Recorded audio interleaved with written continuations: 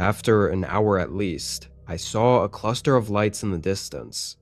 Looked like a small town, which was great because I was running low on gas.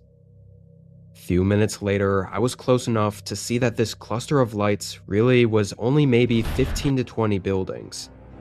None of them had anything more than a couple of small outdoor lights on. The small town looked very old and run down, and honestly deserted. Sure, there were some lights on, but it still felt off. I drove up to the gas station, just some small vacant building on the edge of the town. There was a flickering light on the overhang, and the pump seemed to be working, so I got out and started filling the tank. Oddly, there was actually another car at the gas station. It was a small grayish SUV, parked at the pump across from me. Its windows weren't tinted or anything, so I could clearly see through them. Looked like there was a bunch of stuff packed in it, suitcases and whatnot, looking like they too were on a road trip. But nobody was inside of it, and nobody was outside of the car either. Wasn't sure where they were, because the gas station building was clearly closed, and this SUV definitely didn't belong to this town. It looked like they were just passing through. I started to feel a little more uncomfortable. The town had this really eerie feeling to it.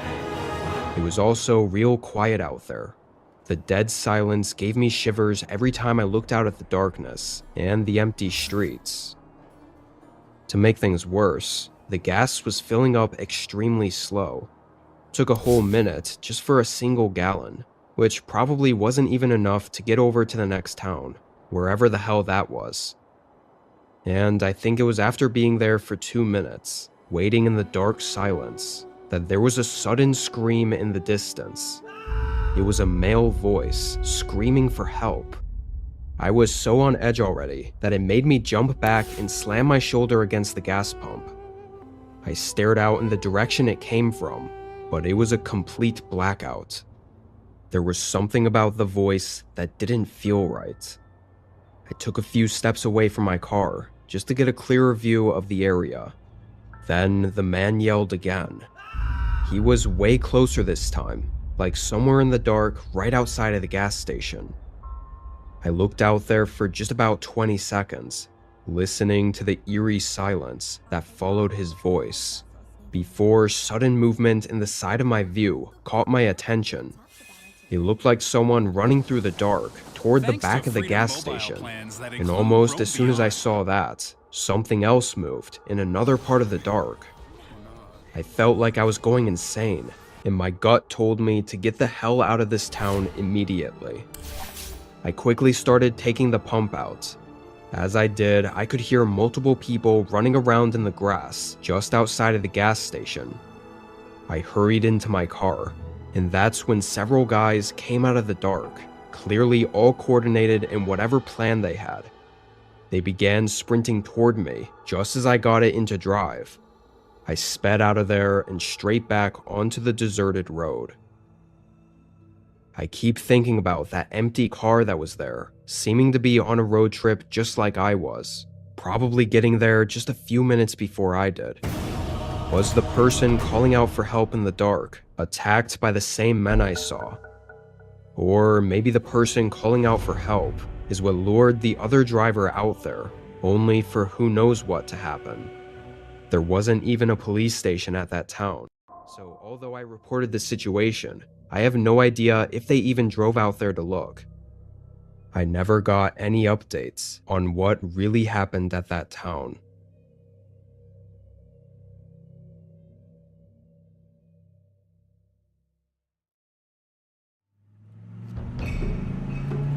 Last November, I took a road trip out to my family's home for Thanksgiving. I lived around 20 hours away, which in road trip time is about 3 days of driving comfortably, and 2 days if really pushing it. This drive I'd done before, and hated it every time because of how incredibly boring most of it was. My parents lived on a small ranch that to me felt like the middle of nowhere, so a big portion of the drive was through nothing, either just plain open fields or vast untouched forests.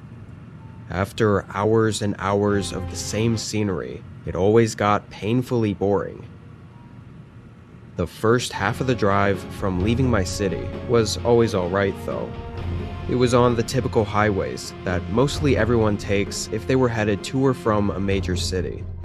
However, it was toward the end of my second day of driving that I merged off of that highway and onto, I guess you'd call, a side road.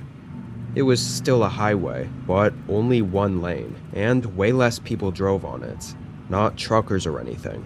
And it really only led out to smaller, less distinguished towns.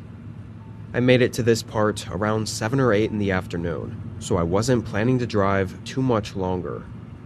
I hoped there would be a town I could pull off in that had a motel or something. I drove another 2-ish hours. The road was completely dark and empty, just my headlights lighting up the way through the fog. I hadn't seen a single place to pull off and sleep at, so eventually when I found a small gas station, I figured it was better than nothing and pulled in. Now this gas station looked extremely old. It looked like it was just some sort of family-owned place in the middle of nothing. I didn't see a single light in the distance of any sort of town or even houses. However, the gas station's lights were on, and I was able to use the pump to top off my tank. Afterward, I parked in a spot on the side of the building and headed inside to ask if I could sleep for a few hours in their parking lot. When I walked in, a single guy was standing behind the counter, looked maybe 50, and was taken aback by me walking in. Guess customers don't usually stop by this late. I asked him if I could park for a couple hours.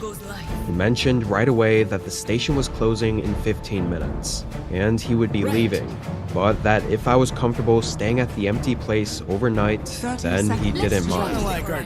I thanked him and bought a couple energy drinks for tomorrow, then headed back out to my car.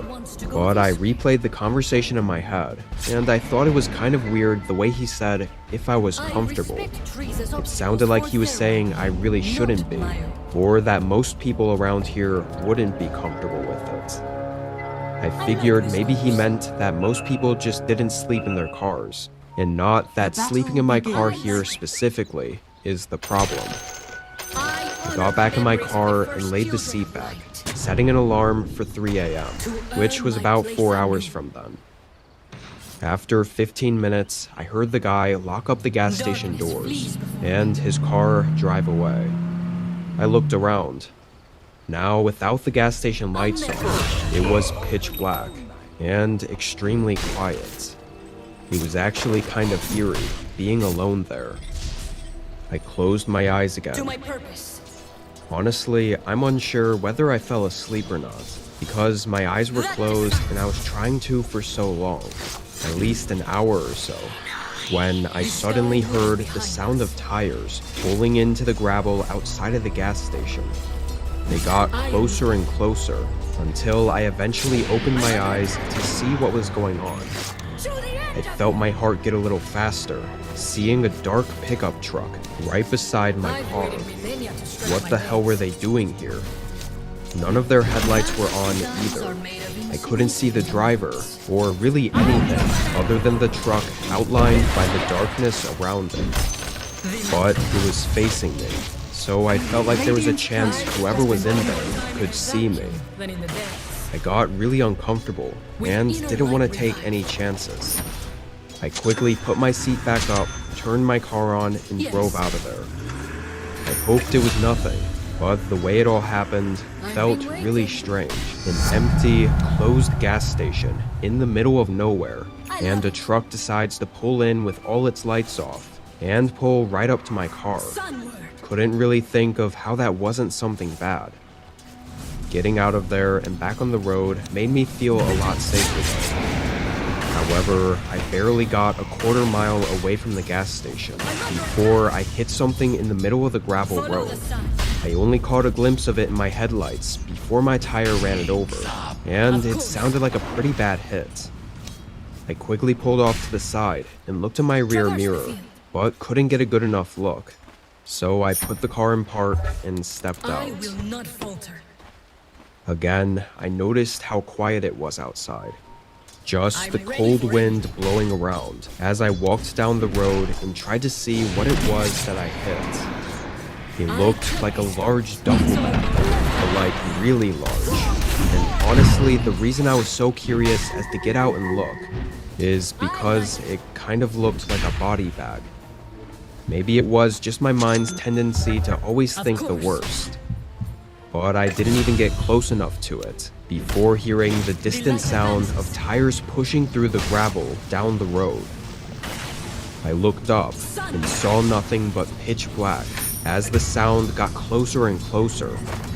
I ran back to my car and got in. I glanced in my mirror as the sound got even louder before that truck suddenly appeared in my back headlights. It looked like they were going insanely fast, speeding right past the objects in the road, and suddenly slamming on their brakes and swerving behind my car, abruptly stopping.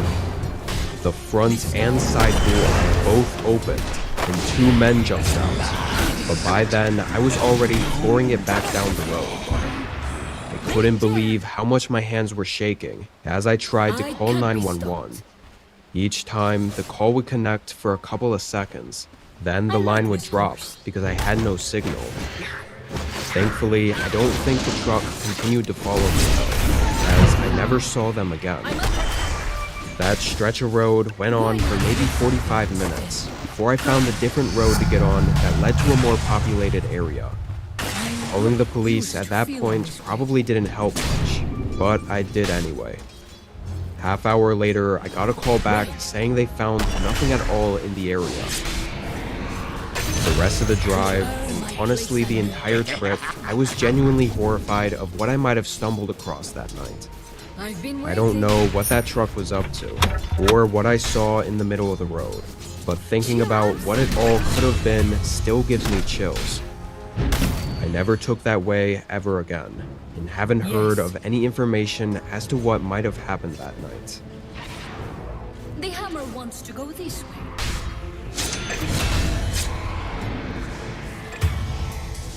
Don't waste the day. I was 23 and driving across the country in a small van. It wasn't one of those really nice ones, with the whole setup or anything. Mine wasn't big and basically just had a mattress in the back, with a bunch of stuff in cardboard boxes all over the floor. My parents lived on the West Coast, where I was headed to store a lot of my stuff at their place, while I figured out my whole situation. It was kind of a mess, to be honest.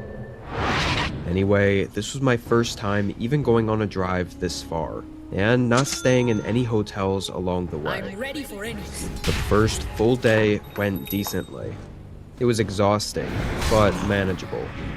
I think I drove a total of 14 hours, so by the time I felt ready to stop for the night, it was around 12 a.m. There was a sign for a rest stop in 20 miles, which I assumed would have a bunch of truckers and other cars also staying there to sleep. However, when I pulled in, I immediately noticed how wrong I was. The rest stop was down an exit road from the highway and went sort of into a wooded area, with trees covering all views of the road, and there wasn't a single car or truck there. When I parked and looked around, I got a really unsettling feeling. It was so tucked away and isolated from the highway, and with nobody else around, it felt almost like I was parked at an abandoned building in the middle of a desolate forest. You'd think nobody being around would be peaceful, but it was the exact opposite. I turned my van off and got out to go into the building and use the restroom. I couldn't even hear any cars on the highway. It was just the calm sound of cicadas in the trees. I walked into the rest stop, and it was fairly clean. I don't know if that meant people were here a lot, or the other way around. As I walked back to my van though, I got that uneasy feeling again. The forest around me was really dense, and it almost felt like something or someone was lurking out there. Of course, I chalked the feeling up to being nervous about my first time sleeping in a van at a rest stop, and nothing more. I got inside and pulled the curtain across the front of the cab, blocking any views from the front into the back. Then I laid down on my mattress, and despite all the unsettling feelings, I was exhausted enough to fall asleep pretty much instantly. The natural path. But in the middle of the night, I woke up to hearing voices outside of the van. I quickly sat up and listened. It sounded like two men talking somewhere just outside of my van, maybe in the parking spot right next to mine. I checked the time. It was 3 a.m. I thought it was almost impossible that the parking lot went from completely empty to full enough that someone would park right next to me. But I really hoped that was the case. I got up and pulled the curtains back just enough to peek my head out. I looked out at the parking area and didn't see a single other car. Then I looked out the other window, instantly locking eyes with a man staring right at me from just outside the window. I froze, and the man quickly went behind the van walls, away from the window. I backed away and pulled the curtains across the front. Then I froze again. I heard both men whisper back and forth, before it suddenly went quiet. Neither were talking, and I didn't hear any movement. I must have waited 5 minutes before pulling the curtain back and looking around. As it seemed, the men were gone. I looked in all directions, even checking the mirrors, but they were nowhere. They must have snuck away into the woods, which made me even more excited. I grabbed my keys, turned on the van, and pulled out of the rest stop. No way I was gonna sleep there after that. I started driving, and I'm not sure if the light hadn't come on yet, or if I was too focused on getting away from there to realize it right away. But I made it just halfway up the ramp leading onto the highway when I noticed my van was really struggling to gain speed. Then I noticed a blinking red light on my dash. It was for my back right tire, and as soon as I saw it, I could feel it too. The wheel felt like it was dragging on the pavement. I looked in the mirror, and it was even more noticeable from there. My stomach sank. It had to be those men outside the van. I really did my best not to panic, but all the horrifying thoughts started to flood my mind. I frantically looked in the mirrors, making sure the guys weren't coming up to me, as I thought of the best way to get out of this situation. The big problem was that since I had stopped on an incline from the road connecting to the highway, the van couldn't go up with the busted tire. And then I heard something outside. I looked up at the forest beside me. I stared out for a second, feeling the tension rising, before a sudden knock came at the window next to me. It was that guy, smiling and knocking on my window. "Hey, need some help? I can change that tire for you, if you need. Don't think you'll be getting out of here anytime soon, with the wheel looking like that," he said in a disturbingly calm voice. I found it really creepy that he didn't come up in a car or anything, and he never mentioned the other guy that I knew I heard him talking to before. I was so scared though, I didn't even respond. I got my phone out and started dialing 911. Hoping the man seeing me call the police would scare him enough to leave. But the man knocked on the window again, saying he'd help me and that I didn't need to call anyone. As I started explaining my situation to the operator, the man got more aggressive, hitting the window and even trying to open the door, which was when I knew I couldn't wait for the cops to get here. I needed to leave immediately. I put the van in reverse and started rolling back down the ramp. I'm not gonna lie, it sounded like the van was dying. The scraping and thumping from the wheel, knowing it could fall off and hit me even more straight, was terrifying. The man followed as well, trying to chase my van down to the rest stop. Once I was back on the flat surface of the parking lot, I floored it, this time not stopping on the incline, and barely my van made it up to the highway. I drove a bit, still with the tire making awful sounds, and probably killing my van.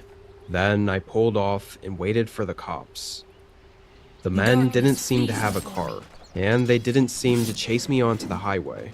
Probably because the rest stop was isolated, and they could get away with whatever they were trying without any witnesses around. But when the cops arrived and looked for them, they were gone. I'm pretty sure had I stayed in my van and not tried to leave, the men would have broken inside. And if I'd opened the door or let the man try to fix my tire, which obviously he had slashed, the other guy was likely hiding in the forest nearby, waiting to jump in. What they were really trying, I'm not sure. Maybe it was to steal my van and everything in it. But from everything that happened, leaving me as a witness seems unlikely. So I have a feeling that night was really close to being my last. Let's change the horizon. I had a pretty creepy experience when I took a road trip last summer with my girlfriend. We both had a little bit of time off work because we're both teachers. We love to travel and explore the country by driving around. That way we can stop at lots of cool places along the way. So we were going on a road trip to visit a couple of cities that we had never been to before. It was a fun time, and on the way back we were taking turns driving as we had before. I was doing most of the driving, probably like 70% of it, and my girlfriend would get a few hours of driving here and there when I got tired. At one point we stopped at this truck stop gas station area for a rest. We had to get gas, and we both needed to use the restroom anyway. It was pretty large, and there was a ton of trucks on one end, and then cars on the other. There was a store with showers and lots of food and stuff for sale inside. We stopped there at like 8 p.m. and it was decently busy. My girlfriend and I split up.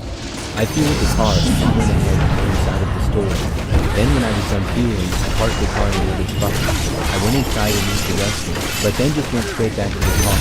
My girlfriend was still inside getting snacks. A few minutes later, she came back and we left. Now, I believe that when we left that place, a truck started following us. It was an average-looking pickup truck, sort of old. I didn't really pay much attention right away. When we got back out on the highway as well, there was a decent amount of other cars around. But I just know that when it quieted down about an hour later, I remember seeing the truck behind us. I knew it had been in there for a while, but I hadn't been paying attention to exactly when. I just remember changing lanes to pass a car, and the truck did the same thing. This was not strange, but when I put my car on cruise control when I got back in the right lane, I decided to just cruise there. I was having a snack of corn nuts that my girlfriend got me, and when eating and driving at the same time, I don't feel like passing people. I usually just cruise, so I was going at about 5 over the limit, and even though there weren't that many cars around, eventually some passed me. But this truck never did. It got closer to us and was not quite tailgating, but was following pretty close. It stayed in the right lane just behind me. I kept thinking that he would pass me as others were, but he never did. Eventually, I started to wonder about him. At this point, I was still not that suspicious, but I just found it a bit odd. So I kept going for like another hour, with the truck behind me the entire way. Then we ended up losing signal on our cell phones. This happens when traveling across country sometimes, but it was too bad because the maps on our phones both stopped working. Many times, even when the signal is down on my phone, the map will still work, but this time it didn't. We knew that we were supposed to change roads up ahead, but I didn't know which exit it was. After driving for like another 20 minutes, I saw an exit that I thought I was supposed to take. That would connect us with the next highway that we were supposed to drive on. When we took that exit, the truck did as well, which made me suspicious. After taking the exit though, I started to see detour signs. My girlfriend and I were both very confused. We couldn't remember the road number that we were supposed to be on. I thought that it was correct, but I didn't know for sure. So we kept going and followed this detour. But things quickly seemed wrong. This detour took us off one quiet highway and then onto this really quiet and smaller road. That led us to an even smaller one-lane road and then to some random dirt road. Each new road that we were on, we seemed more and more lost. By now, I realized that I needed to turn around. But this truck was still there. I could not tell who was behind the wheel other than the silhouette looked like a man. But it was dark out. Eventually, when we were on this dirt road, I saw that it appeared as though the road was completely blocked up ahead. I didn't know what to do. I pulled over to the side of the road right there. The truck pulled over behind me. For a moment, I considered getting out and asking the guy what he was doing, but I quickly thought better of it. Then I decided to make a U-turn. However, as soon as I started to turn around, the truck turned to the left. I thought that the truck was also making a U-turn, but it stopped when it was completely blocking the road. It just stayed there and didn't move. So at that point, I stopped making a U-turn and turned forward. I drove up towards the sign blocking the road. I didn't know if I would be able to get past the truck, as it appeared to be blocking me.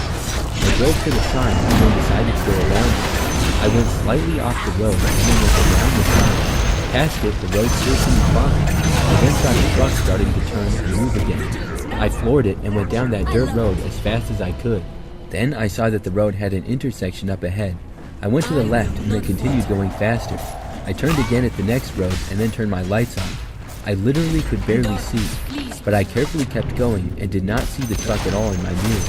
I did my best to then backtrack to the general direction of the highway. My girlfriend was trying to get a signal on her phone, but it wouldn't work. Soon enough, I turned my lights back on. We must have been navigating there for about 30 minutes until I miraculously made it back to the highway. Then I was able to finally get back on track and get a signal on my phone. I never saw the truck behind me after that, and my girlfriend and I were able to make it back okay. But I still wonder about that truck. What did that guy want, and what could have happened? Don't waste the day.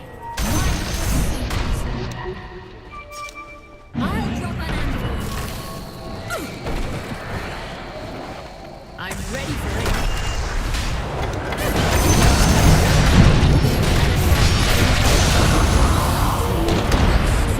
It's not enough.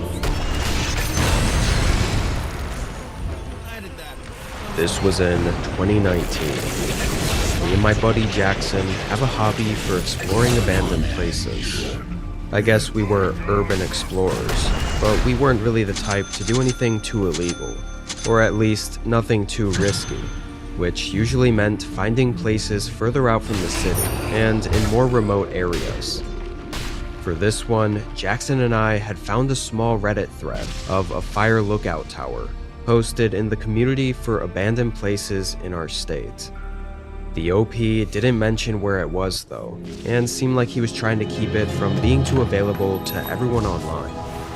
I tried my luck at messaging him directly, and although he was hesitant, I eventually was able to get the coordinates from him, so long as I didn't pass it around to everyone else and ruin the spot. When we looked it up on maps, we could see there was a structure there, so it all looked legit. There weren't any other posts or anything on it though, so it really seemed like the place was completely forgotten. We packed up and headed out there on a Monday morning. Getting there was a bit sketchy. No trails really, and no clear sight lines of where we were headed. Just had to trust the GPS. The woods also had this really strange feeling. If Jackson wasn't there with me, I 100% would have booked it out of there and never looked back, just from the feeling alone.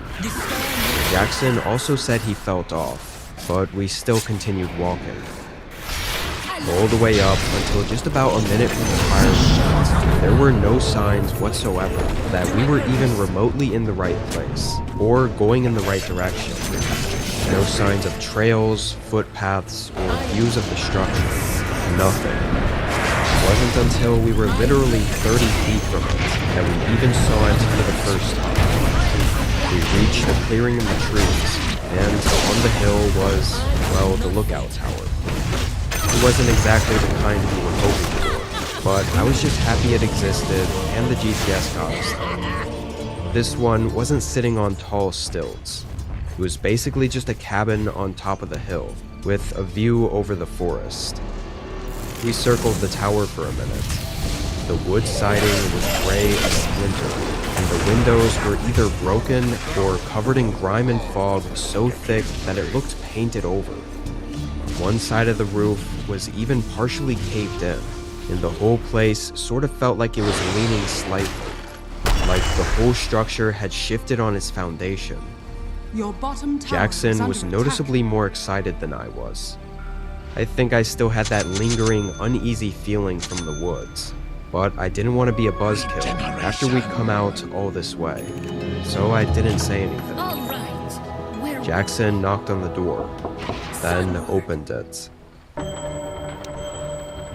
We stepped in. The inside was dark. Even though windows surrounded pretty much all sides, the fog and grime that I mentioned earlier prevented pretty much any light from coming in.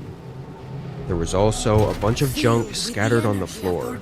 Some old tools, a broken lantern, and even some beer cans that looked decades old. But eerily, there was a piece of paper taped to the far wall.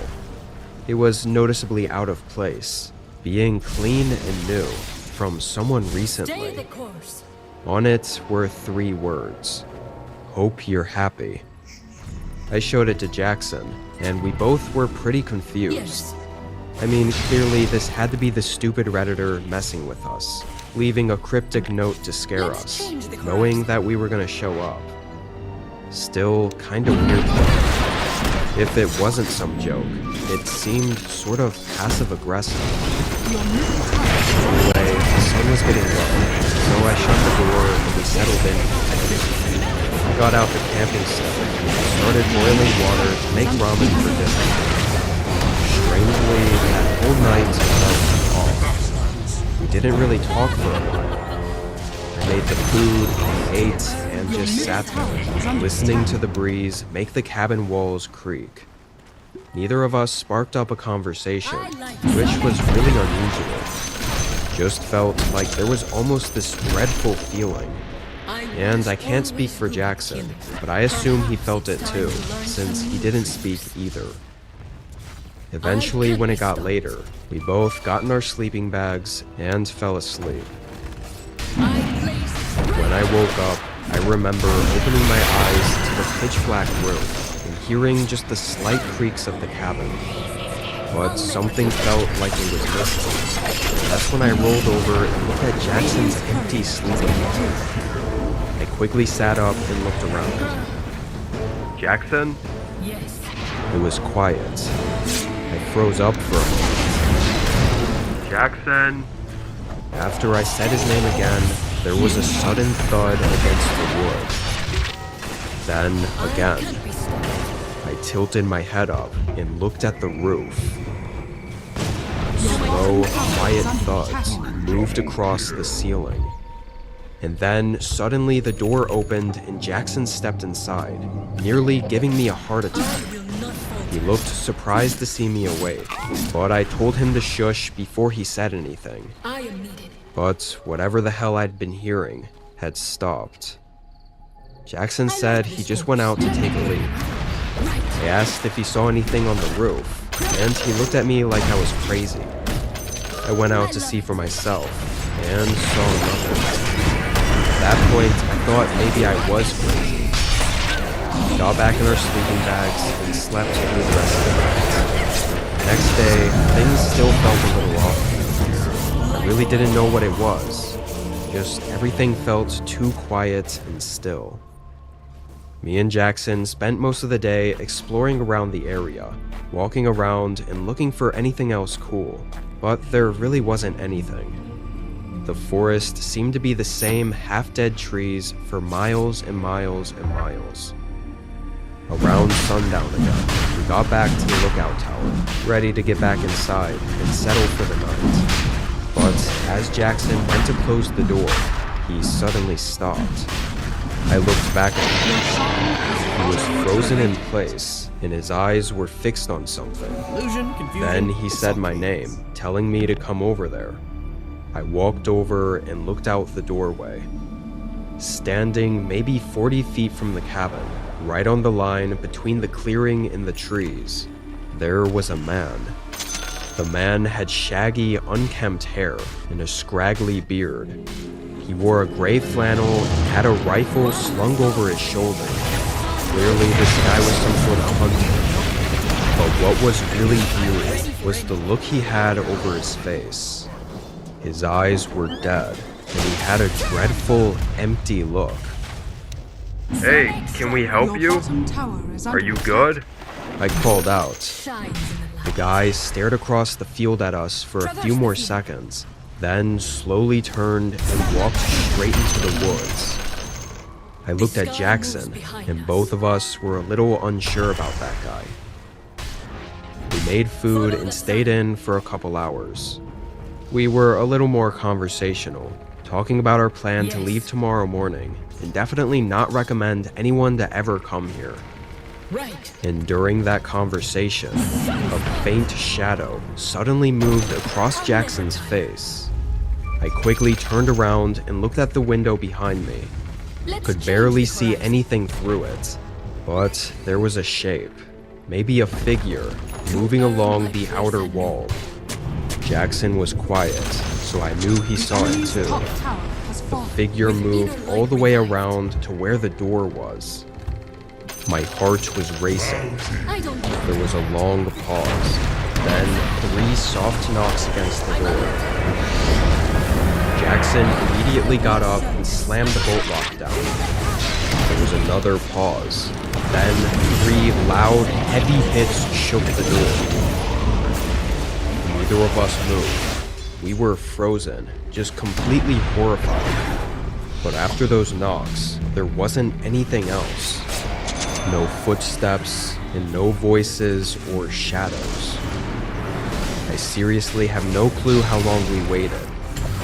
Eventually, Jackson unlocked and opened the door, finding no one and nothing out of it. We stayed up through the entire night, both paranoid and feeling really uneasy.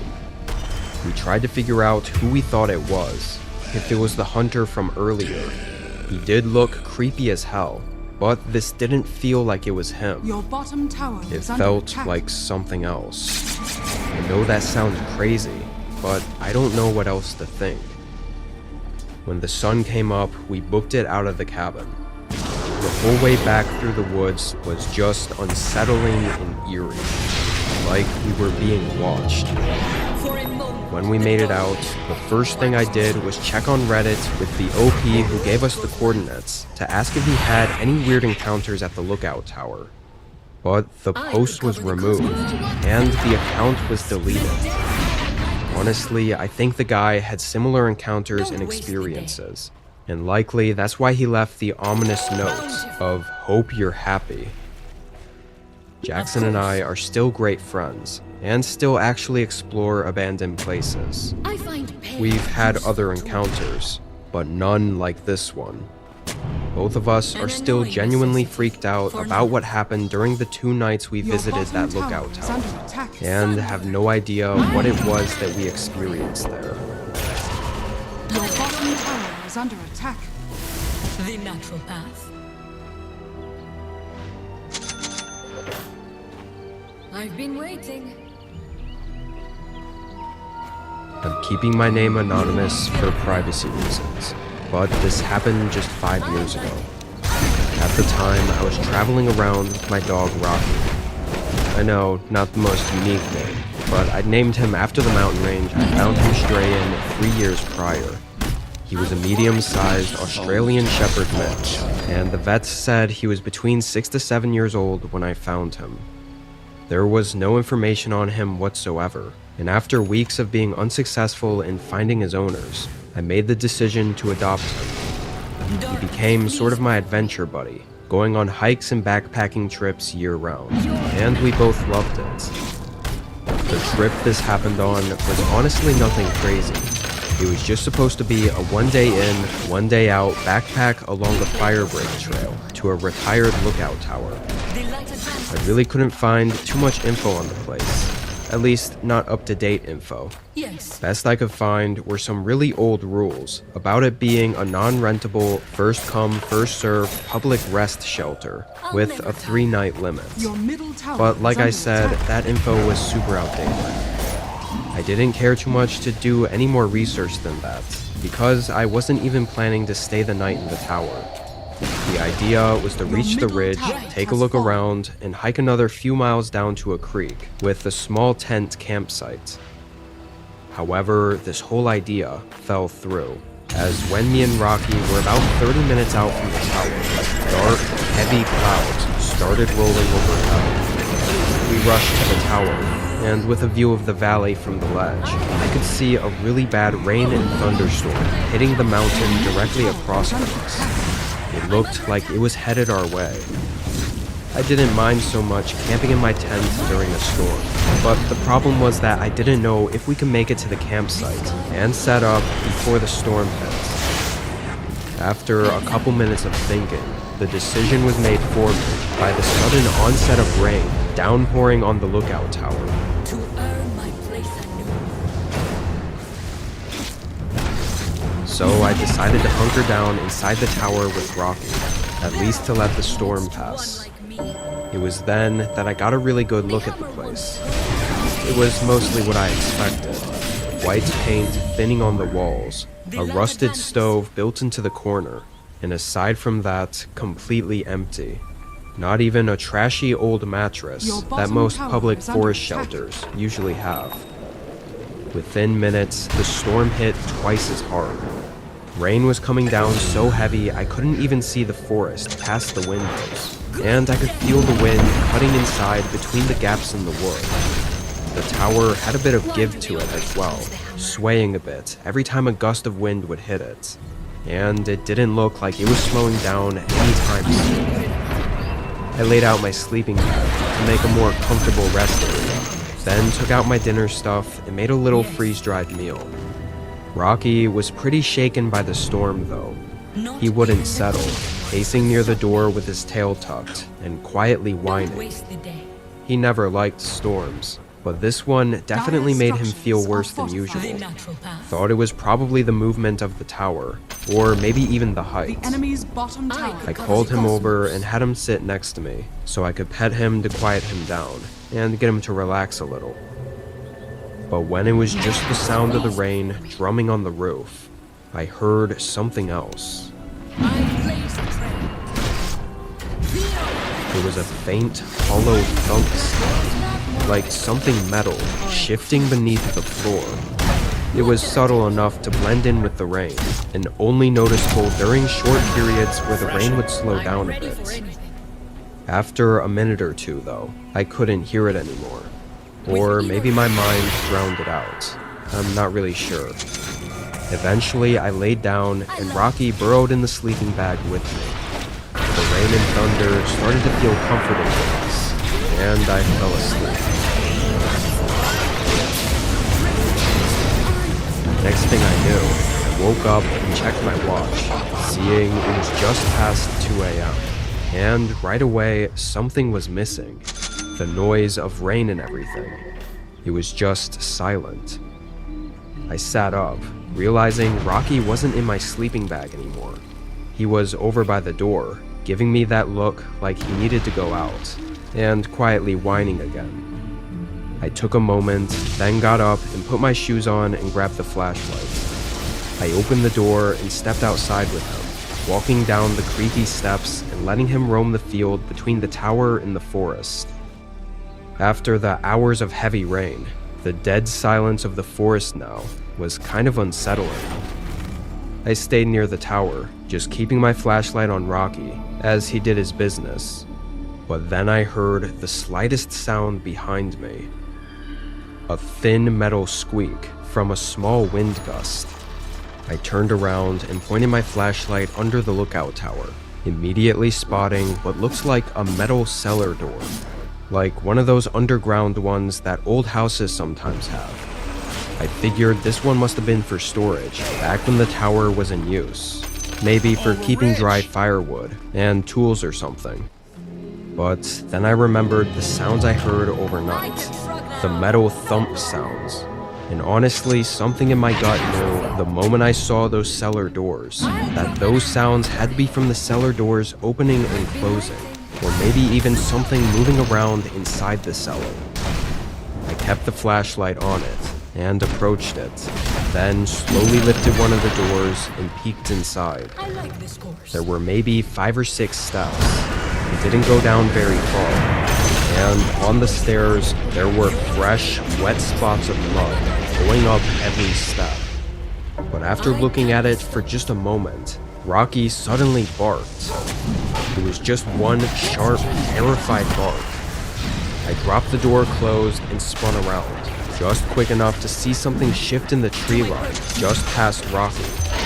I immediately called him back, then ran up the stairs and inside the tower. Thankfully, I'd only unpacked my sleeping bag, so I quickly rolled it up and clicked it to my backpack. Someone was out there watching us, and I was not staying to find out why. I made Rocky stay close, and we quickly exited the tower and got back down to the base. I instinctively turned around and shined the flashlight back under the tower at the cellar. The doors were open. Then I looked down at Rocky. His eyes stared at the cellar intensely, clearly scared of whatever was in there.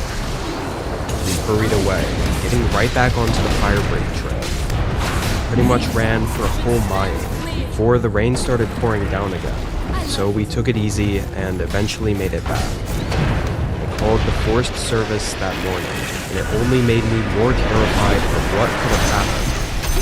The ranger said that the lookout tower I mentioned was not in service and off limits to the public. I couldn't get him to spill any specifics, but from the little hints I felt like I got, it sounded like some things had been happening in that area that caused them to just stop allowing people to use the tower. That's why I couldn't find any information on it. I think there's a lot of possible explanations for what happened that day, but none of them make me feel any better. The most harmless explanation is someone was living in the cellar of the retired tower for who knows how long. Even then, why did they leave in the middle of the night? And why were they watching us from the trees?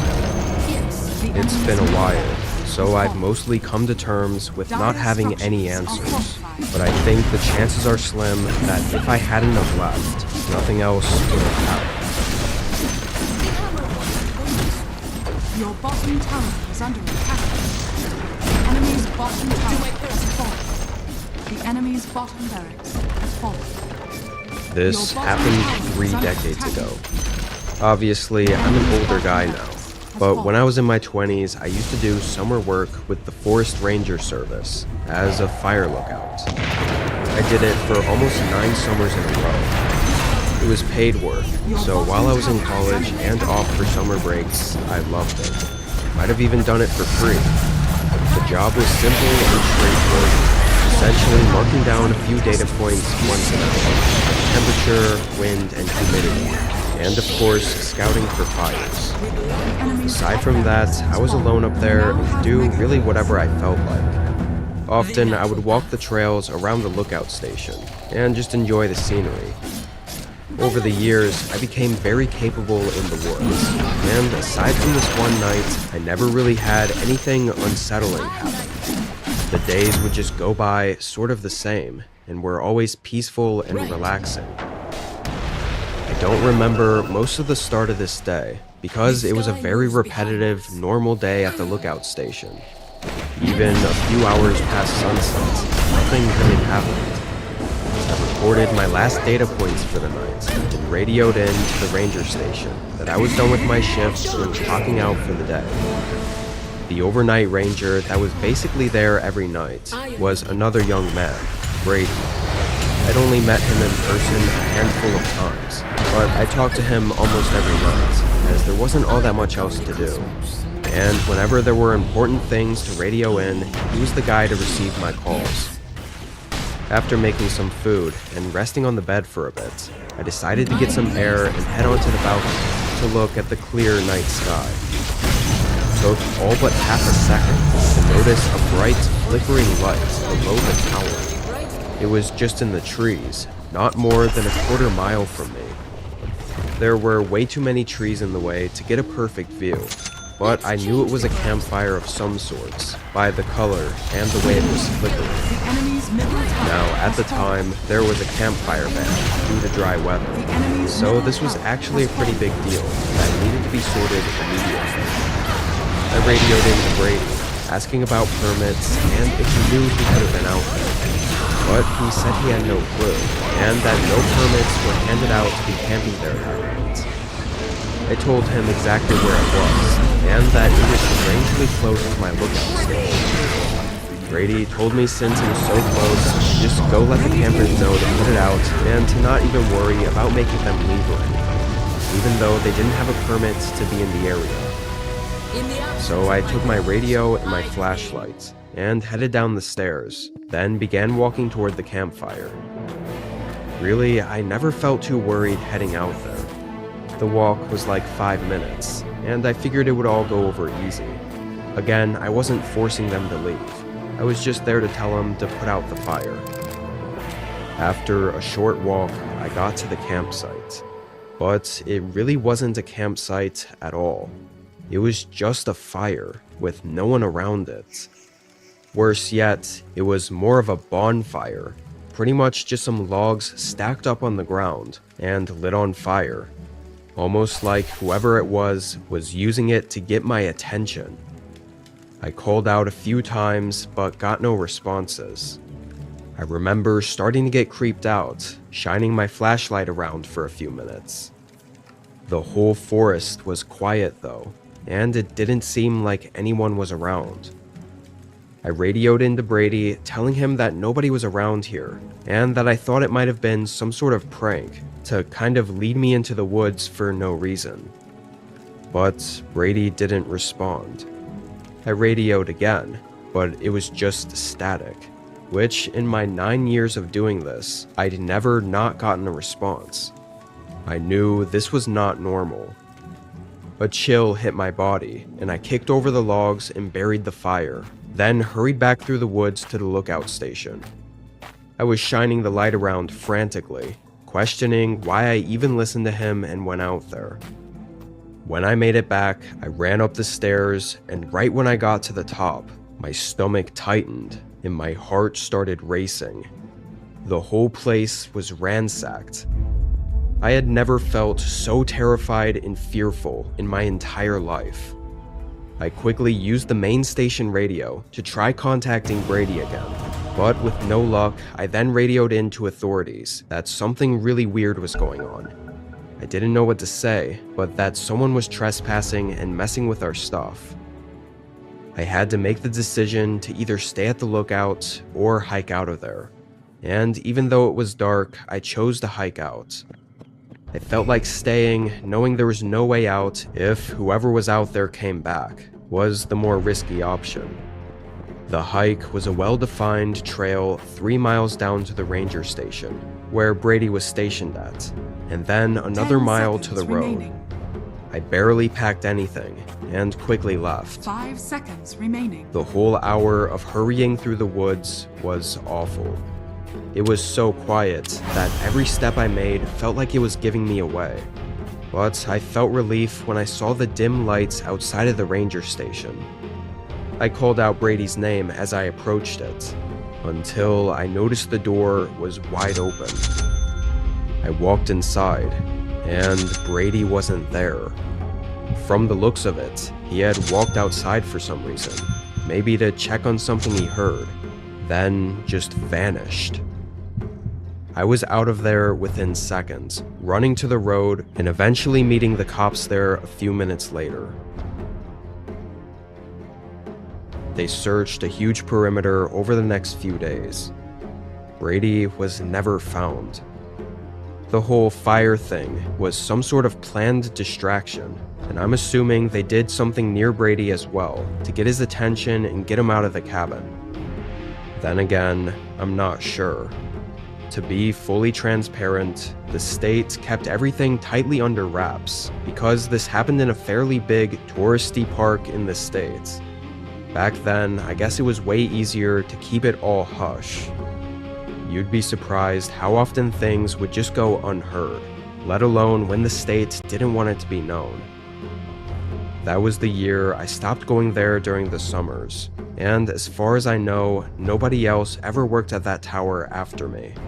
The listing didn't show up any years afterward. Even all these years later though, I still constantly wonder what really happened that night, and how close I was to going missing just like Brady did.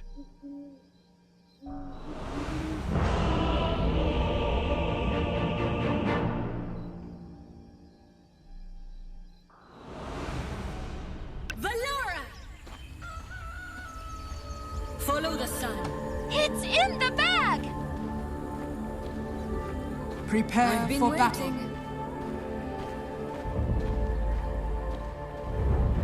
To earn my place anew.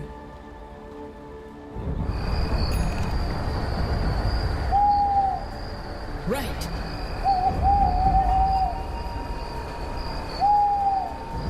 I've waited millennia to stretch my legs. It was the summer before my senior year in college. Yes. My little brother, always interested in military stuff, had gotten a pair of night vision goggles for his birthday, and he left them at my apartment. One night I was bored and I decided to go and try the goggles out at a wooden hiking area / nature preserve nearby. In retrospect, this seems like a very stupid idea since I was all by myself and female, but I was young and stupid, and I got myself all excited at the possibility of seeing deer and other woodland creatures in their natural nighttime habitat. I was familiar with these woods. My best friend and I had hiked there at night before, and we'd never run into anyone else. Our area is mostly rural and pretty safe, so I didn't anticipate any trouble. I parked in a little sparsely lit parking area, ignored the sign park closes at 10, and entered the woods, night vision goggles in hand. It was a half moon that night. That was the only light that filtered down through the canopy of trees. It was pretty dark, and I didn't want to put on the goggles until I found a place to sit down, so I lit my way with the mini mag light on my keychain. A couple of times, I thought I heard a little rustling in the woods a fair distance away, but there was nothing out of the ordinary, and I put it down to animal activity. Hopefully the deer I'd come hoping to see. After I'd hiked in a fair distance, I found a fallen log to sit on and put on the goggles. I don't know if you've ever used night vision goggles before, but the effect is impressive. They can turn near pitch darkness into bright as day. Everything appears in shades of green, but quite bright and clear. For a while, I had a blast looking around from my fallen log vantage point. Some chipmunks played around in the leaves nearby, and a big owl blinked his lamp-like eyes at me from a tree branch. No deer though, and I started to think that maybe they wouldn't be likely to come anywhere near me, darkness or no, if I sat right out in the open on a log. So I decided to find a place where I could be a little bit more hidden. I made my way a little deeper into the woods and finally found a huge tree, perfect for climbing. I've always loved climbing trees, so it was nothing for me to hoist myself up a few branches and settle in to wait for my deer. I didn't get to see any. What I did see though, lit up in bright night vision green after about 10 minutes of waiting was this. A man dressed head to toe in dark colored clothing, making his way stealthily through the woods. He was coming from the same direction I'd come and was clearly trying to stay hidden, moving from tree to tree and glancing around carefully before moving on again. It looked very much like he was looking for someone. It took me a few moments to notice that he was carrying something, and when I saw what it was, the hairs on the back of my neck stood up. He had a knife, a big one, and he was gripping it as if he expected to use it in the very near future. It wasn't deer hunting season, and this was a nature preserve where hunting of any kind was prohibited. And at any rate, the guy was alone and not dressed like a hunter anyway. There were no deer in sight, and very few hunters kill their prey with knives. I was suddenly horribly aware of my situation. A young woman alone, weaponless, in the middle of the woods at night. This was the 90s, so no cell phones, and even if I had one, I wouldn't have felt safe using it lest I draw his attention. I didn't know how he was able to see so well in the dark. I guess his eyes had just adjusted, and I was terrified he would look up and see me. I sat there afraid to move, afraid to breathe, and watched him as he continued his methodical and stealthy process of scanning the forest for whoever or whatever the hell he was stalking. I scanned around but couldn't see anyone else, even from my high vantage point, and a sickening thought struck me that he might be looking for me. I remembered the rustling noises I'd heard in the woods when I first arrived, and then I thought back further and remembered something else. A white car that had followed too close behind me for most of my drive to the nature preserve. I had been annoyed and a little freaked out at the time, but when I turned into the nature preserve parking area, the white car had passed me and driven on its way, and I hadn't thought anything more of it. Now I wondered, horrified, if this was the driver of that car, if he'd circled back and seen my parked car alone in the lot, if he'd come in after me. I sat paralyzed with fear and watched the man for forever, but it was probably another half hour or so.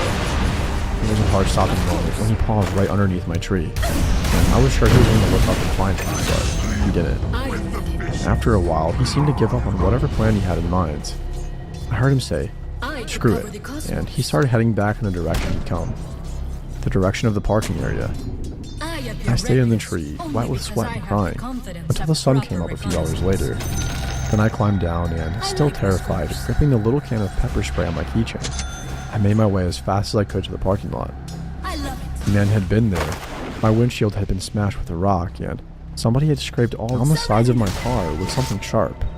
Presumably a giant knife that I'm lucky didn't end up in my chest.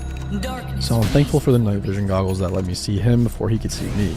And I'm thankful for big Radiant trees turret with sturdy has been branches. destroyed.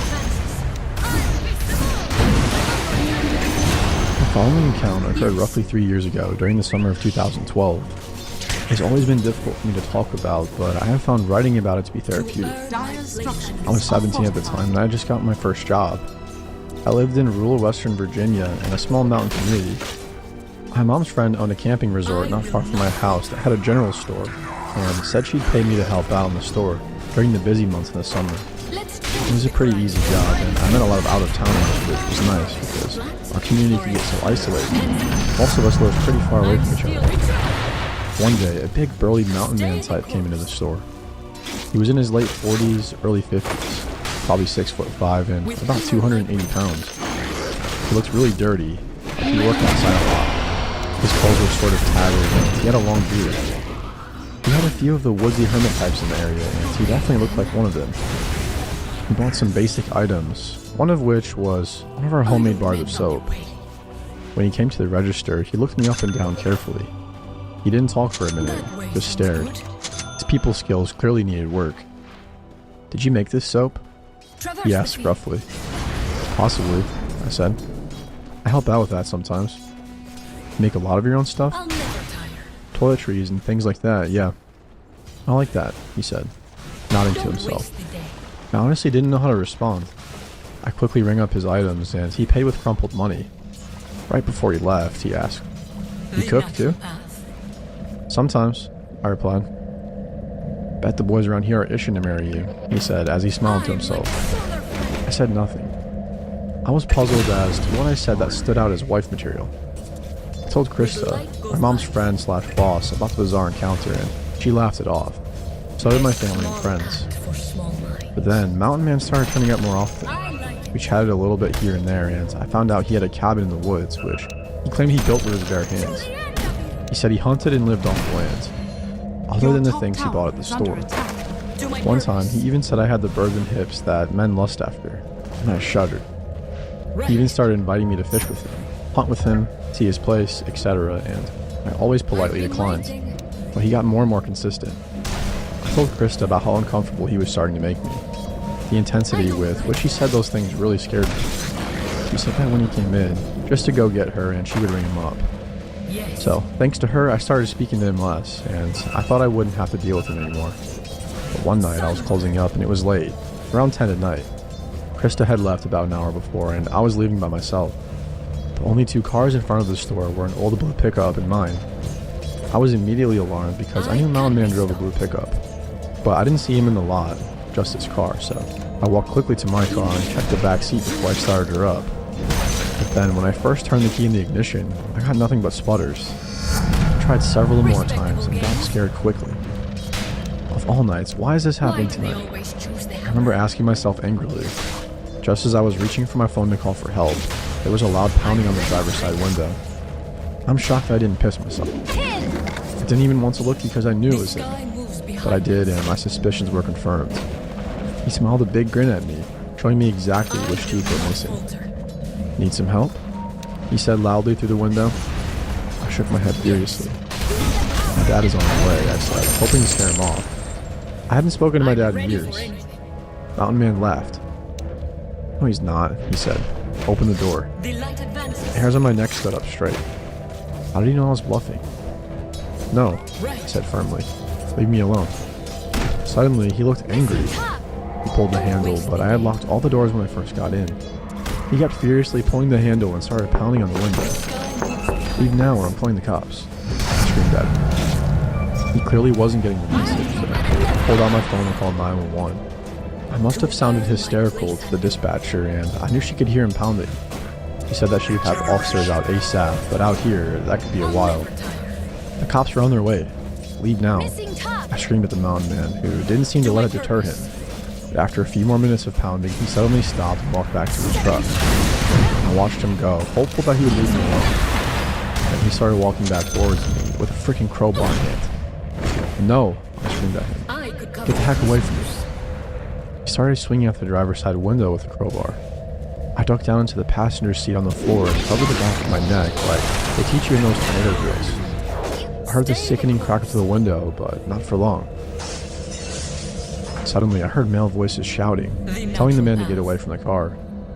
I sat up and saw two men approaching, one with a shotgun pointed at him. The hammer wants I recognized them as a couple of guests staying at the resort for a camping trip. I breathed a sigh of relief and got out of the car, telling them that the police were on the way.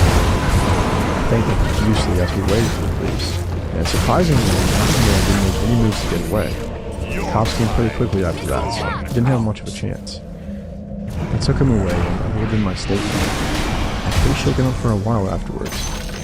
A few weeks later, I finally got the scoop on the man. Apparently, he had a history of mental illness. He had been in and out of state institutions. He really had been living in an old cabin in the woods where he wasn't taking his meds and his issues were only getting worse. My cousin Luke is a cop, and later on he told me some more about the case that he had heard about through some other officers. Radiant structures The are police did a search fortified. of the cabin after the incident to see if there was anything that might be of interest to them. They found a journal that the man kept. Apparently in it, he said he was lonely and wanted a wife. He mentioned me by name a lot. Luke said there were a lot of weird things in there about me that he didn't want to share, but tried to put it simply by saying that the man had a detailed plan to abduct me, starting with sabotaging my car engine to get me into a vulnerable position. When Luke said that, I nearly bursted into tears, thinking about how horribly that night could have gone if those two men hadn't come along. Thankfully, he has been put back into a state institution. When he left, he'll stay there for good. Please before me. This happened Of back when I course. was in high school, but it's something that I will never forget. I was home alone for the weekend. My parents went out of town for a work conference, and they both worked at the same company. This happened a few times a year, and it was always fun for me, because when I was home alone, I would just eat pizza and play video games and stay up late. It was cool to have that kind of independence in high school, and my older brother was in college, so it was cool to have the whole place to myself. Our neighborhood was pretty nice. We were not super rich or anything, but overall it was one of the nicer neighborhoods in our city. So I remember on Friday night with my parents out of town, I had been hanging out around the house just playing video games and stuff after I had got back from school. I was planning to just stay up until I got too tired to stay awake anymore, and it would probably be about 1 a.m. or so. I remember that at around 10 o'clock at night, there was a knock at the front door to the house. I went over to a front window to look out of it before answering the door to see who was there. Even though I was experienced in being home alone, it was still always a little creepy at night, or if somebody was at the door. We didn't really get many people at the door, especially late at night. After looking out the window, I saw a cop standing on the front step. Surprisingly to me, right after I noticed him, he looked over and noticed me in the window. He smiled and waved at me in a friendly way. Seeing now that it was a cop, I figured I'd better answer the door for him. And he seemed cheerful, so I didn't think it was anything bad. I went over to the door and opened it. The policeman said hi and sorry to bother me so late at night. He was nice, but something about him seemed a little off. I didn't know what it was, if it was his uniform or something like that, or how he was talking or what. But after I said hi, he told me that he was looking for a suspect in the area. He said that he didn't want to scare me, but he had reason to believe that the suspect might be hiding out in the area, possibly in someone's backyard. Then he asked me if I had seen or heard anything strange, and I said no because I hadn't. He then asked me if my parents or anybody else was home, and I said no. Obviously, I wasn't going to lie to a cop. So he then told me that I was probably not in any danger, but he just wanted to look around in our backyard. I said that it was okay, and then he left. The whole thing seemed a little weird, but overall, I didn't think too much of it. I was sort of creeped out that there was a suspect in the area, but if a cop was here looking for her, I felt safer about it. So I just went back to my video games at that point. About 20 minutes later, there was another knock on the front door. I went there and saw that the cop was back. I opened the door and he told me that he was working with other law enforcement and the FBI or something like that. I don't remember the exact words he used, but that was basically what he was saying. Something along those lines. He then said that they had an investigation going. He told me to go and leave the back door unlocked and to stay away from that area of the house. I must have had a confused look on my face at that point. The cop then said that he couldn't get into any details but to trust him, and the matter would be resolved by the morning, and that I was probably safe. I said okay, and then I went in the house and unlocked the back door. Then I went back over to the cop and told him that I did. He said that he would be in touch, and then he left. After that, I was super confused. I was trying to think of why I would have to unlock the back door. Did the cops want to use my house as a hideout or something? I had no idea, but I stayed away from that part of the house like I was instructed. Then I went back to playing video games for probably an hour or so. But the whole time, I was feeling more and more creeped out. I didn't feel safe going to sleep. I was paranoid that the criminal guy might get in the back door of the house that was now unlocked. I looked out a window into the backyard, but there was nothing. No cops, nobody at all. I knew that I wouldn't get any sleep, and it was now almost midnight, so I decided to call the local police department. I wanted to get more information or an update of if the guy was caught. Maybe they had found the guy and I wasn't in any danger at all. So I called the police and explained the situation. I was met with confusion at first, but I was soon told that there was no police officer investigating anything in the area and that the guy I encountered sounded like a fake cop. There was no suspect in the area either. They told me to lock the door and said that they would send a real officer to my house. So I quickly ran down and locked the back door to the house. Then I waited. When the real officer got there, he was way different than the other guy. From the way he talked to how his uniform looked, it was way more professional, and I realized that the other guy was definitely a fake. The real cops looked around for the guy for a while, but they couldn't find him. Then they left. After that, the fake cop never returned. I was a little scared for the rest of the weekend, but nothing else happened.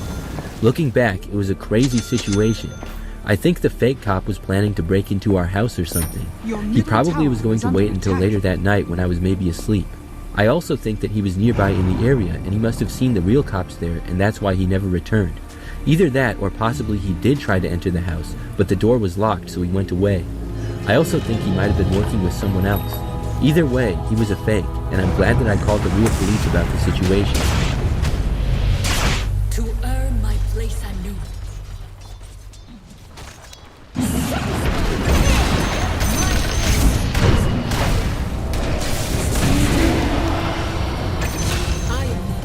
I've been a police officer for a while now. I will tell you the experience that I have so far that creeps me out the most. This was when I was pretty new to being an officer. I was on patrol and driving a pretty standard police car. It was late at night and probably about 11 p.m. There was a call for a noise complaint that I was going to investigate. To me, it seemed like not that big of a deal, but you never know what can happen. So it was just me going to the scene. No other officers were there or going to go there. I drove to the address and the neighborhood was pretty quiet, but average for the most part. I guess I would say that the houses were a little more spread out here with larger yards. There was also a good amount of trees in the area. And on this particular street, many of the houses had large woods bordering the ends of their backyards. This was part of a nearby park and golf course, and overall just more wild area. This street was kind of the last one in the neighborhood before the more wild land. So anyways, I parked my car on the side of the road in front of the address. Then I walked up the sidewalk and up the driveway. The house in question looked old and it looked like nobody was home. I observed that all the windows were covered by shades and all the lights in the house appeared to be off as well. The grass in the front yard was overgrown and there were no cars in the driveway. Overall, the entire property was in rough shape. I wasn't hearing any noise though, so I walked up to the front door and tried ringing the doorbell. I heard nothing at all. After a little while, I knocked on the door, but there was still nothing. I waited about a minute and looked around. The whole neighborhood was very quiet. I looked at the house number and I was definitely at the right address. I knocked one more time and announced myself. There was still nothing. As I was standing there on the front step and looking around, I saw a neighbor. A car drove down the street and pulled into the driveway next door. I left the front step and started walking over to them. The neighbor parked in the driveway of their house and then left the car. It was a woman and I waved to her and then walked over. I asked her if she knew the neighbors next door at all and I pointed to the house. She told me that nobody lived there and that the house had been abandoned for a while. This surprised me to hear that, but it also didn't surprise me that much given the condition of the property. I asked her if anybody ever went there or if she heard loud noises. She said no and she wasn't aware of anybody ever being there. I told her to have a good night and then I walked back over to the house. I was going to knock one more time and then I just leave, because there didn't seem to be anybody there and there wasn't any noise going on that I heard. When I got back over to the front step, I was approaching it, and I was sure that I heard somebody inside. It was the sound of somebody moving away from the front of the house and walking towards the back of it. The footsteps were easy to hear because of how quiet it was.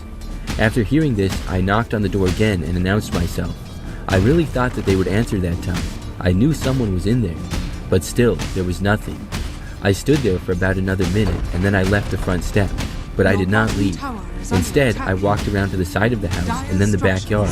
I was wondering if maybe there was a more common door used, such as one at the side, and I was also curious to see if there were any signs of people in the backyard or other places on the property.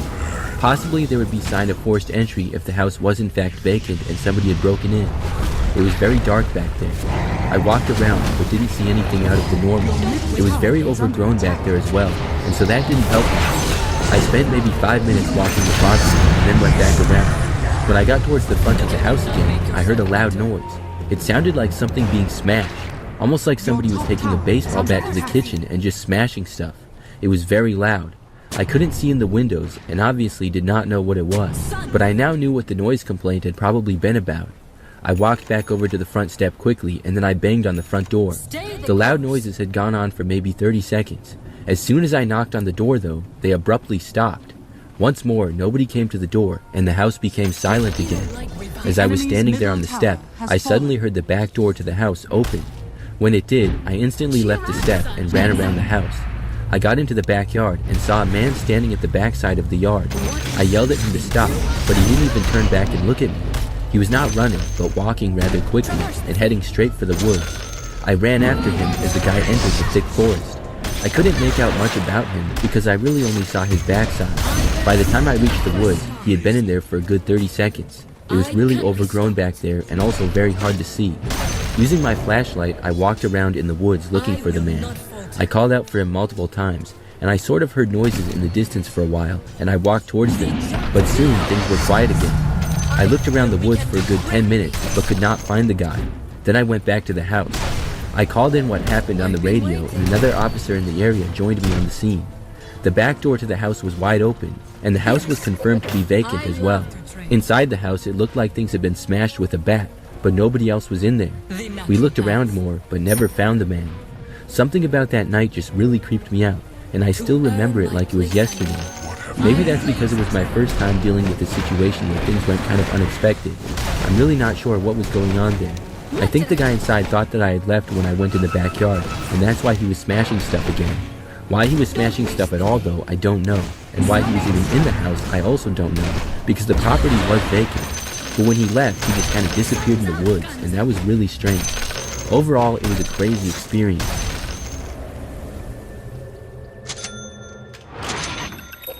To my purpose. A few years ago, I lived in an apartment by myself.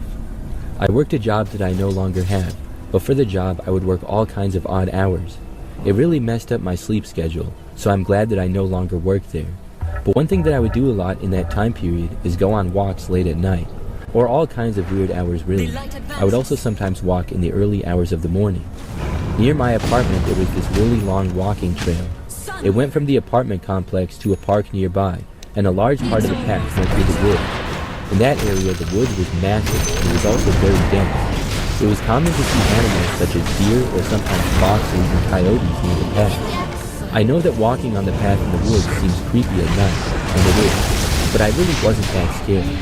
I would walk the trail during the day too, but with my sleep schedule messed up, I'd go a lot at night. It would usually help me to be able to sleep when I would get back, and so that was part of why I would go. It was relaxing, and being outside in the fresh air also made me more relaxed when I got back home. And as you could guess, when I walked at night, I would never see anybody. The trail was quiet as it was, but during the nighttime there would never be anyone. Sometimes outside closer to the apartment complex here and there, I might see people taking their dogs out or something. But once I got into the woods, there was never anyone. I remember up until the night of this story, the scariest experience I had in the woods was when I came across a couple of deer. I heard a noise in the woods and it spooked me. When I saw the deer, they crossed the path and I just kept going. So on this night, I went out at about 2 a.m. I had recently returned home from work, and it was a nice but cool evening. I wanted to get some fresh air and exercise and then go back and go to bed. When I got out there that night, things were quiet like usual. I didn't see anyone. I got into the woods and walked pretty far. I was maybe 20 minutes out there on the trail and like right in the middle of the thick forest. As I was walking, suddenly I noticed up ahead blue and red flashing police lights. They looked like they were coming from up the trail and right in the middle of the woods. They were to my left, and I thought that was really strange, but it was hard to tell exactly where the lights were coming from because of how dark it was out there. I was confused nevertheless, I thought that maybe it was coming from the street in the distance behind the woods, and I was just seeing it through the woods. But the more I walked and the closer I got, it looked a lot more like the lights were coming from right in the middle of the forest off the trail. There were really no other paths going on trail, so this was strange. I kept going, and soon got as close as I could on trail to the lights. I looked at them, and they were definitely in the woods. I didn't really hear anything though, nobody talking or moving through the woods. I kept watching the lights, trying to make sense of them. Then I decided to take a few steps off the trail and into the forest to investigate. However, as I started to go off trail, the lights suddenly turned off. It was really strange. I now hardly saw anything in the dark. For some reason, I called out asking if anybody was there. Looking back, I don't know why I did that, but nevertheless, when I did, I got no response. I heard nothing at all. So at that point, I was feeling kind of creeped out and decided to head back. I walked back on the trail to my apartment. The whole time, I was looking over my shoulder every so often to see if the lights would return. They never did, and I went back home and then went to bed a short time later. I was confused about it, but overall forgot it pretty quickly. However, a few nights later, I went for a walk again pretty late. It was around the same time as before. I'm not sure if it was the same spot again, but overall, I remember seeing police lights off the trail in the woods again. This was really weird. I was very curious as to what these were. I thought that maybe they were some kind of security lights. I was sure that there was some logical explanation, but I was just curious as to what it was. So when I got closer, once more, I went off the path. Not long into this, the lights all turned off again. It was like the same thing as before. I thought that it was really weird how they turned off as soon as I got into the woods, but I kept going this time. I didn't really hear anything, and I didn't say anything this time. I walked for about 2 or 3 minutes off the trail going to where I had seen the lights. It was pretty thick woods, but soon I reached a little clearing. I was sure that this is where the lights had been. I looked around and didn't see or hear anything strange at all. As I was looking around, I started to feel really creeped out. I asked if anybody was there, and I got no response. Then, as I was still in the clearing, I heard somebody moving in the woods behind me. It sounded like someone walking in the woods. They were farther in the woods and in the opposite direction of the path, and were heading towards me. I happened to be facing the opposite way towards the trail. When I heard whoever was there approaching, I just took off. I bolted for the woods and ran back for the trail. I didn't look to see who was there, and I was not chased, but I didn't stop running until I made it back on the trail. Then I jogged all the way back to my apartment. It was really strange, and I was super creeped out. The next day, I saw that there was a sign at the entrance of the woods, blocking the whole trail that said that the trail was closed and to keep out. I had no idea why or what was going on there. Somebody was in the woods in the middle of the night though. After like a week, the trail opened again. I did go down it a few more times and walk through the woods, but never again at night. To my purpose. Should stand clear. I'll never tire. Gold shine in the light. The light advances. This happened in 1996 in my hometown of about 100,000 people. I was 15 years old from the suburbs and went to a high school in the city. I finished with class and for some reason I decided to walk to the main bus station instead of just waiting at the nearest bus stop. I stood at the gate that my bus line number 15 starts from. Another bus line number 17 also starts from the same gate. After waiting for about 10 minutes, the man asks me if bus number 17 is taken off yet. I say yes, I'm sorry, you just missed it. The man, who looked to be at least 30, maybe 40, then introduces himself to me as Mark. He stretches out his hand for me to shake it. I didn't want to be impolite, so I do. I introduce myself as Maya. My name is not Maya. It was bizarre to me that a grown man was introducing himself to me at a bus station. I may have been 15, but I knew better. He asked me if I just finished school. I said yes. Then he asked me what school I go to. I lied. Then he asked if I'm going home. I say no, even though I am. Then asks me where I'm going. I say to a friend's house. My bus pulls up and I get on it. Strangely, this man, Mark, gets on as well. I know for a fact he'd asked me if number 17 had taken off yet. If he was originally planning on going on number 17, there is absolutely no reason to get on my bus, number 15. They don't have a single stop in common. I sit down and he sits himself next to me. He asks me which year of high school I'm in. I lie for some reason and say I'm a junior. I was actually a freshman at the time. He says I look too young to be a junior. I say I hear that all the time.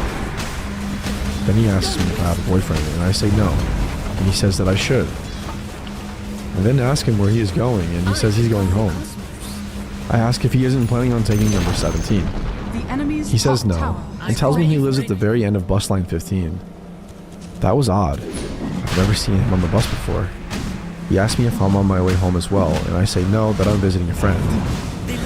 Looking back, he knew I was lying. I was sure he believed me, and I really thought I had the situation under control. I should have walked to the bus driver and told him what was going on. I didn't because I was just scared, and I didn't want to make a scene out of nothing.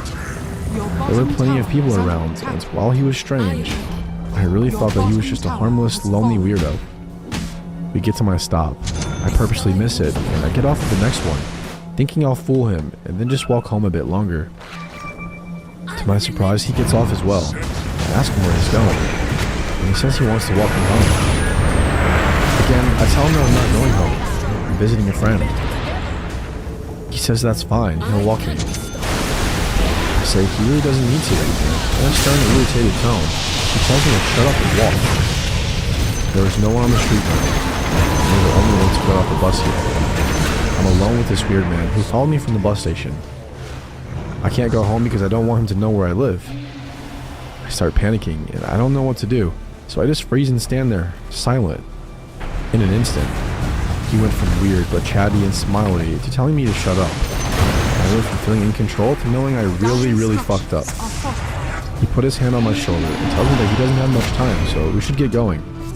I want to tell him that he clearly does, but I don't want to anger him more, so I just nod. He tells me that if I'm good, I don't have to be scared of him. I lie and say I'm not scared. He asks me if that means I plan on being good. I say yes.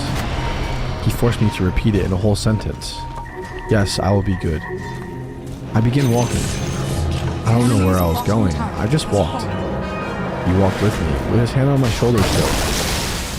I was never religious growing up, but I remember praying that I don't pass out. My heart was beating so fast, and breathing was difficult. I was sure I was about to collapse and die. Then, I spotted an older man tending to his garden in front of a house. That's the last thing I remember. I have a vague memory of running. I was later told that I was screaming for help while running towards the older man, while Mark ran off. The older man called the police, and they contacted my parents. The police couldn't do anything but take my statement. Since my parents both worked and couldn't take me to and from school, they bought me a new phone the very same day. This was in the 90s when mobile phones were a luxury. I wish the story ended here. After the event, I only ever got on the bus at the stop right in front of my school. A few weeks passed, and I did so like I did any other day. We locked eyes as soon as I stepped on.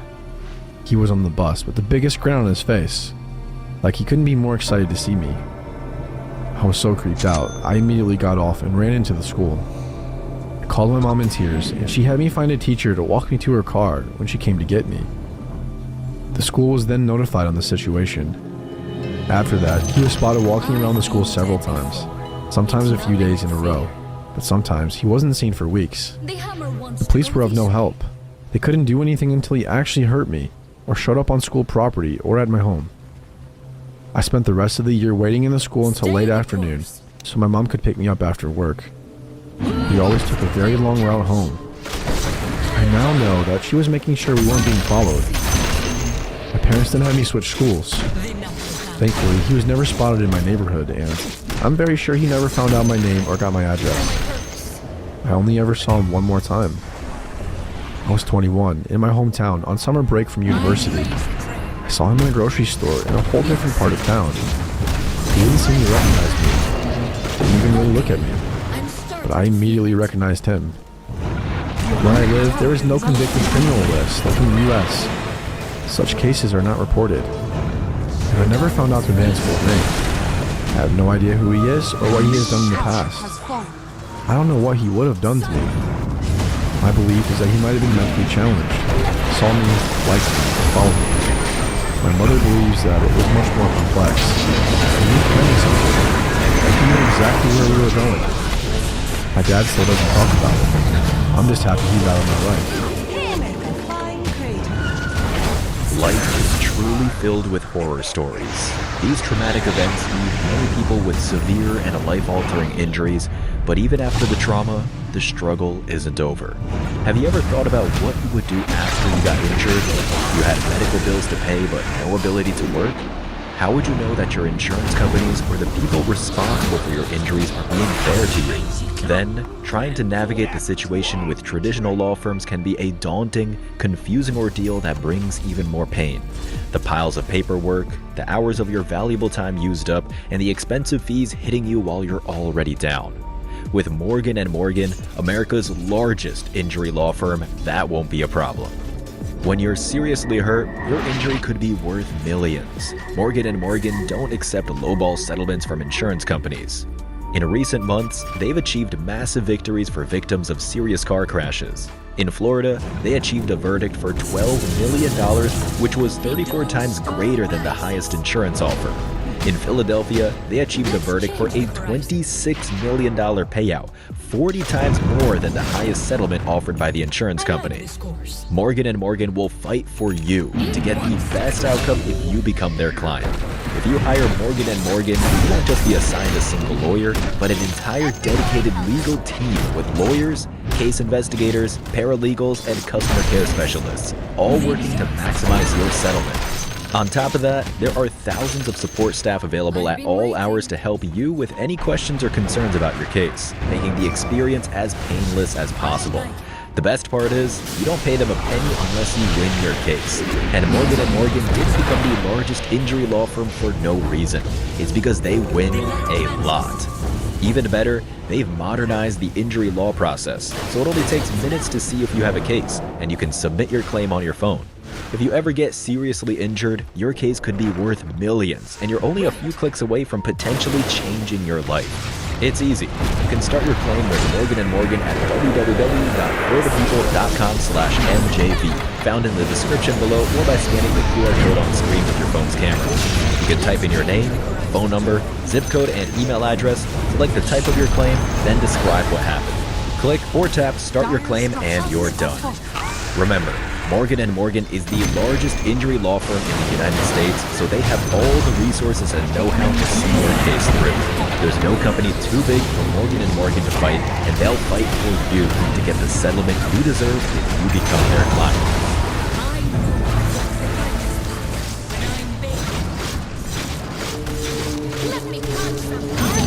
I know it's still February, but I'm writing this story because I can't wait for summer, and I strongly dislike the cold, windy winter weather.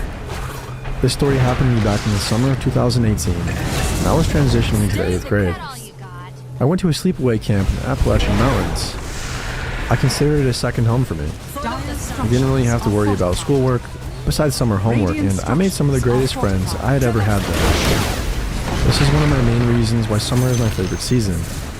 I got along with literally everyone at the camp, except this one person. Made me see how dangerous people can really be. That summer, there was a new counselor whose name was Art. He looked to be about in his 50s, due to his white hair and his slightly wrinkled skin. Being a camp counselor in your 50s does not seem right to me. I don't know about you guys, but it gives off pedophile vibes to me. When I and my bunk first met him, he seemed like a trustworthy person, though. The first week of camp, he helped us clean out our bunk. It was dirty. He talked to us whenever we were down. I and my bunk didn't have any problem with him from the start. But girls around camp would talk behind Art's back. They would say something like, "He's a creepy old man that probably preys on children." After all, he is way older than all the other counselors, so I can see where they were coming from. One night, things got a little intense. We had a recess night where we got to do whatever we wanted to, and I and my fellow bunkmates played tennis with each other. During the game, Art would watch us the whole time. During that time, he would give off a big grin that looked like how Pennywise the Clown from It would grin. I actually thought this was creepy. Why was he smiling like that? Was he really who the girls say he is? Part of me thought he was just admiring how much fun we were all having. It didn't stop there, though. Another night, when I came out of the shower, I saw a shaving cream bottle. Now, this is when I was starting to go through my puberty phases, but I didn't have any facial hair yet. I walked over to the bottle where it was on the bathroom sink. and I grabbed it and examined the whole thing. As soon as I did that, though, I felt tense hand grips touch my arms. I turned around to see who it was, and it was Art. His facial expression had such a strong demeanor. He then spoke. "Listen to me, you little cunt. I'm not gonna have you ever touch my belongings, you got that?" I didn't know what was going on because everything was happening so fast. I was really scared, so I just complied with, "Yes, good. You better not do it again, or else I'm going to kill you," he threatened. I then walked out of the bathroom with my bathrobe still on, and I was still shaking from what had just happened seconds ago. I was surprised to see no one else in the bunk had even heard the whole encounter. I didn't feel comfortable telling anyone about this. It was just embarrassing. Later, I was able to cool off, but from there, I will try my best to avoid Art as much as I can. It was now the end of the first week of camp, and one last thing happened that almost made me want to go home and never return to the camp. It was like a Tuesday or Wednesday night on the second week of camp, and I and my bunk were just heading back from moving night, which the camp decided to do that night. It was also Art's night off. This made me happy because I didn't feel safe around him, knowing that he threatened me days before. I got back to the cabin, and about 15 minutes inside the cabin, I heard someone screaming from a distance. There were definitely like 10 little girls screaming. This went on for another minute, and then it stopped. I and all my other bunkmates looked at each other in confusion as to what could possibly be going on out there.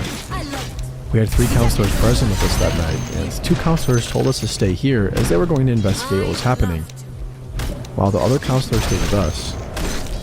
We all listened with the same put.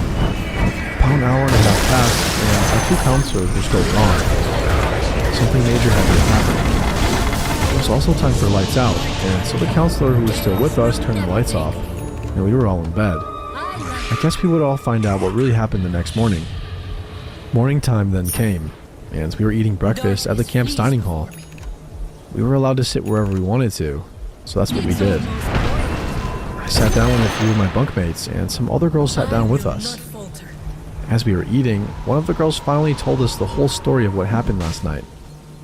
One of the younger girls' cabins heard some noises from their bedroom last night, while their counselors were outside talking to each other. The girls went to go see what the noise was, and when they reached the bottom stall where the noise was coming from, they opened the door, and they all saw the one and only 50-year-old counselor, Art, sitting on the toilet with his pants down, revealing his genitals. He then smiled and said, "Hey, pretty girls." That is when all the girls screamed and ran out of the cabin, which were the screams we heard. They ran so far deep into the woods, while one of the 2 of their counselors followed behind. Art was still inside of the bathroom, while 2 of their counselors remained at the cabin, and the other counselors, including 2 of mine, went inside. They all saw him sitting on the toilet with his pants down. That's when 3 male counselors wrestled Art to the ground and held him down there. Another counselor then called for the camp police on his walkie-talkie and said everything that all went down. When the police arrived, Art was still down in the same position, and that's when he was taken away in the police car. He was still in custody that morning, and that young girl had to sleep in a couple of other girls' cabins because they were clearly not safe there. Everyone at my table just stopped eating, and all of our jaws were dropped. I'm sure every other table was talking about it as well. My heart went out to all the little girls who had seen true terror last night. I did one more summer after that summer at the sleepaway camp. Nothing that severe had happened again. Art obviously never returned again to the camp, and I wouldn't be too surprised if he is still being held in some sort of institution to keep him away from children. Monsters like him should be held in prison for a very long time, maybe even life. I hope he is getting all the hard time he deserves in prison, because child predators like him don't belong in this world. The enemy's top tower is falling. My husband remained close to his childhood friend, who I'll call John, well into adulthood. They had met in elementary school and became inseparable ever since. When I was dating my husband and met John, I thought he was such a nice guy. He had a very docile nature and a wholesome character. Everyone felt comfortable around him. John was the type of person that could get along with anyone. He was trustworthy, dependable, and genuinely kind. I was happy that my husband was able to keep such a good friend in this day and age when true friendships are so hard to find. Both me and my husband are estranged from our families, so we were lucky to have someone like John in our lives, and we considered him like family. John was a nerd, like us, so we had many of the same interests. We would meet up every once in a while to grab something to eat, catch a movie, or just hang out at the house playing retro board games and discussing technology. We all three had a love of computers, so my husband John often shared with each other small programs that they could write. My husband and I built computers for a time, and John would come by to give his opinion and advise us on our projects. I suppose the only curious thing about John at that point was that he never really had a girlfriend. In all the years we knew him, he had always been single. He never even dated. I didn't understand why such a nice guy hadn't found someone yet. Our lives seemed to evolve and change, but John just sort of stayed where he had always been, living with his family, and never became involved with anyone romantically. And for a while there, we started thinking that maybe he was gay and was simply scared to reveal it, since he had a pretty traditional family who he was very close to. And though we wondered amongst ourselves, we never brought it up to him, as it seemed kind of inappropriate. It would be like we were invading his privacy or meddling in his life, and we figured that he would eventually find someone when he was ready. John suddenly moved away to a city that was 3 hours away. When he told us, we thought at first that he had decided to finally move on his own, but we were wrong. He had actually moved into a home that his older sister had bought for her retirement. Since she wasn't ready to retire just yet, she was letting him stay there for the time being. And that's when things began to change. John sort of fell off the map. He wouldn't call, he wouldn't visit, nor ask us to come visit him. Right. My husband and I figured it was because of the distance. Also, he was probably settling into his new place and getting accustomed to a new city. But time continued passing, and I could tell my husband was really missing his friend. And I had to admit that I was too. We had such good times together, and it was so unlike John to disconnect like that. It was so difficult to get in contact with him on the phone, and he wasn't very active on his social media either. And I started to worry about him. I also didn't want my husband to continue distancing himself from his best friend, as it could become permanent. And so I made it my mission to reignite our friendship. You cannot evade the I called John and arranged for us to go visit him. Surprisingly, he didn't seem to even acknowledge the fact that it had been about 2 years since we had last seen each other. When we arrived at his place, I was taken a little aback, as I hadn't been expecting what I saw. The house was in a pretty secluded neighborhood in the middle of nowhere, actually, and I didn't know how he could get used to it here, going from a big city and all. And also, I hate to say this, but the house seemed dirty and messy. And John told us that he had transferred his job to this new city, even though they offered him a promotion. He had declined it, and he didn't want to work the extra hours. I looked around and thought that this made sense, since it seemed like John didn't like leaving the house very much, and I chuckled to myself as I thought the house looked more like a bunker than a home. To my dismay, I saw that John had his own room, as if he was still a teenager. In fact, it was decorated as if that is exactly what he still was. It was a mess in there. Computers and computer equipment on the floor, wires everywhere, clothes thrown about all over the place. And John said his sister came to stay every other weekend, so she had the main bedroom for herself. He expressed how he hated for his privacy to be interrupted when she stayed over, but what could he do? And I thought to myself that he could just get his own place, but I didn't say it out loud. We all decided to go to dinner and browse some of the stores in the area, and I couldn't help myself any longer and asked John why we had lost contact. It had become so difficult to get a hold of him lately, and he kind of just shrugged it off and said that he had been so busy with the move that he must have lost track of time. He didn't ever want to lose contact like that with us again, and he appeared genuine, but something felt off to me. His answers were too short and generic, as if there had been some sort of script or he had practiced somehow. My husband told him that he thought that he would have had his own place by now since he moved all the way out here, and John said that it was just financially easier this way. Again, another short and very generic reply.